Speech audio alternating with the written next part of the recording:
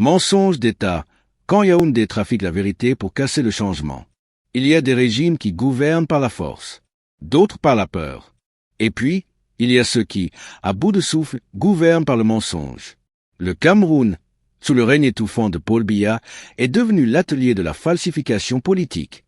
Et le faux document signé soi-disant par l'Ambazonia Governing Council en soutien à Maurice Kamto en est une preuve éclatante. Une fausse alliance, une vraie panique. Le régime Biya est en panique.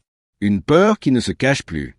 Depuis l'annonce du meeting prévu le 31 mai 2025 à Paris, un événement qui promet de rassembler des milliers de Camerounais autour des forces du changement, les stratèges du régime sont entrés en mode défense. Et comme à leur habitude, ils ont dégainé leur arme favorite, la fabrication de faux documents. Un communiqué prétendument émis par l'Ambazonia Governing Council, l'AGOC, circule depuis le 5 mai. Il affirme que les indépendantistes anglophones soutiennent officiellement le candidat Maurice Kamto. Le but? Jeter l'opprobre, accuser, salir, diaboliser. Mais ce document, malgré son apparente sophistication, est un faux grossier. Une manœuvre maladroite, signée du cabinet noir du régime, qui trahit surtout une fébrilité politique sans précédent.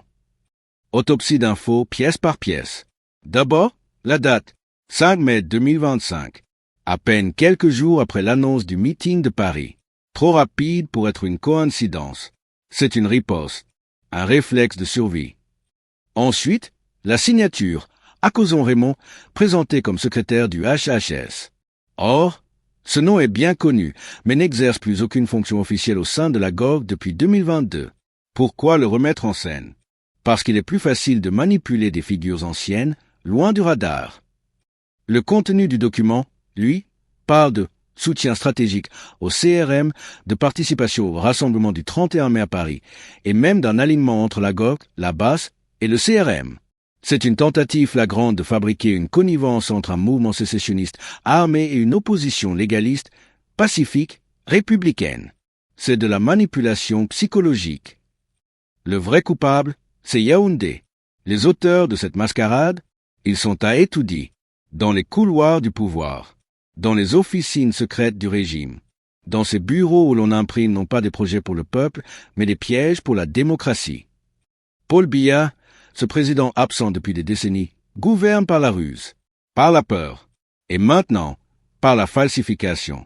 Lui et son entourage redoutent une seule chose, que le peuple retrouve sa voix, que les Camerounais, d'ici et de la diaspora, s'unissent autour d'un vrai projet de changement.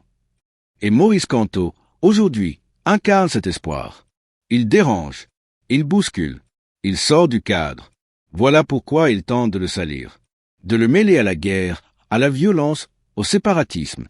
Mais personne n'est dupe. Kamto a toujours appelé au dialogue, à l'état de droit, à une alternance pacifique. Il ne pactise ni avec les armes, ni avec la terreur. Paris, le miroir de leur peur. Le meeting du 31 mai à Paris sera plus qu'un rassemblement. Ce sera un révélateur. Une démonstration de force.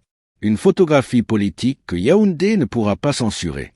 Une scène libre, loin des interdictions, loin des intimidations. Et c'est justement ce que le régime ne supporte pas, ne pas contrôler l'image, ne pas manipuler le cadre.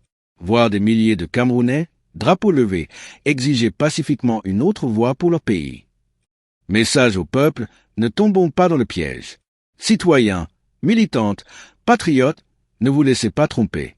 Ce document est une œuvre de diversion.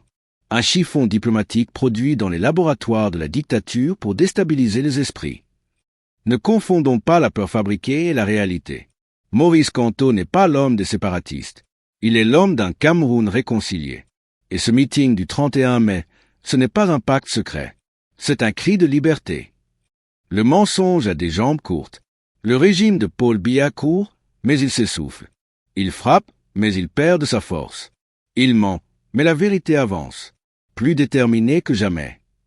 Le 31 mai, nous serons là, pas pour répondre à leurs provocations, mais pour porter notre espérance.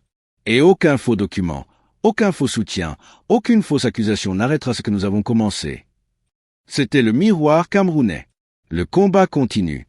Et cette fois, il est plus proche de la victoire qu'ils ne veulent l'admettre.